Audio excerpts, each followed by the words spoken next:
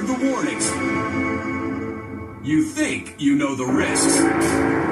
Despite calls for evacuation, you've decided to stay in your home on the shore as a massive hurricane is about to make landfall.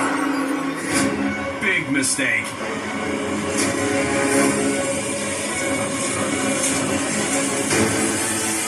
Sundown, and water levels continue to rise.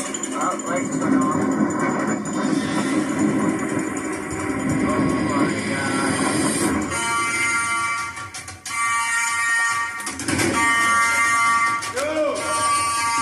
You foolishly ignored the calls for evacuation, and now a colossal hurricane is crashing into your town. Heavy winds combined with a historic storm surge wreak havoc on your community. As night falls, the water level rises. The ocean is rushing into your home. Do you know what to do next? Your life may depend on it. Do you, A, tape up your windows so they won't get blown in by the storm? B, stay dry and get to the highest point in your house? Or C, evacuate as soon as the eye of the storm is overhead? But what are these titanic forces of nature? Hurricanes depend on very warm and very humid air that sits over top of warm ocean water. So they develop in tropical regions, the Atlantic, in the Caribbean, the Gulf of Mexico, and also in the Eastern Pacific. A hurricane is actually the product of energy within the ocean and the atmosphere. And just as we get a formation of clouds in storm systems, low pressure systems over land, same kind of process is happening with a hurricane, but on a much more dramatic amplification and scale. Hurricanes are classified from 1 to 5, the strongest being Category 5. With Category 5, those are wind speeds of over 150 miles per hour. Names like Katrina, Irene, and Andrew might not scare you, but they should. These are the names of some of the most devastating natural disasters ever to hit the U.S.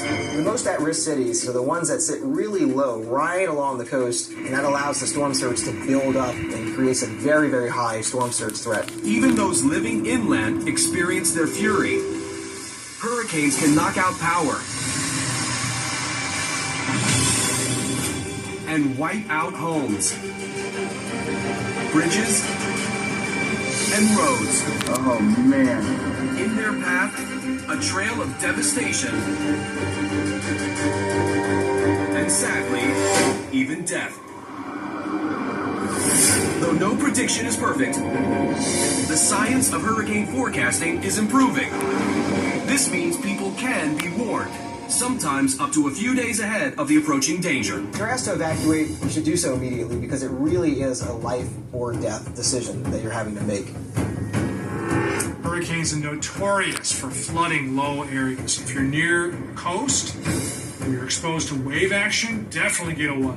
The force of a wave is nothing that you want to mess with.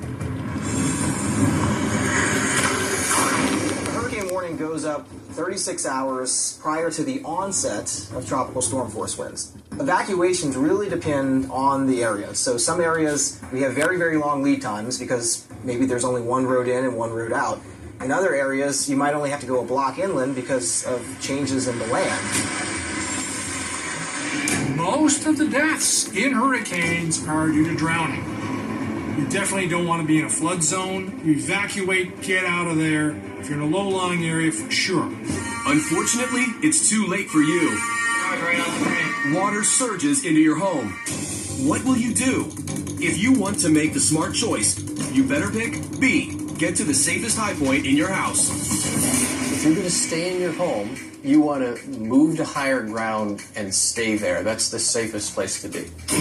There's just too many hazards involved with sticking out a hurricane.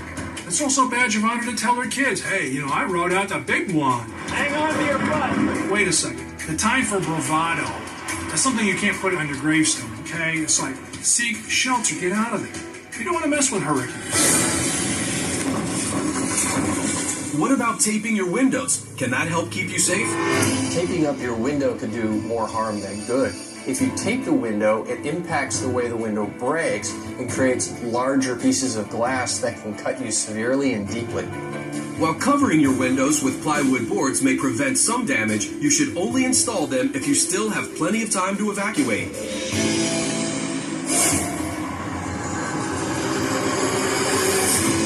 So here we are, we made it into the eye of Hurricane Isaac. And if you think you can outsmart a superstorm by evacuating in the hurricane's eye, The eye of a hurricane is a relatively calm area. Once you're in the eye, then the wind basically stops. It becomes calm or very, very light. The other side of the hurricane is winds just as strong and from the opposite direction.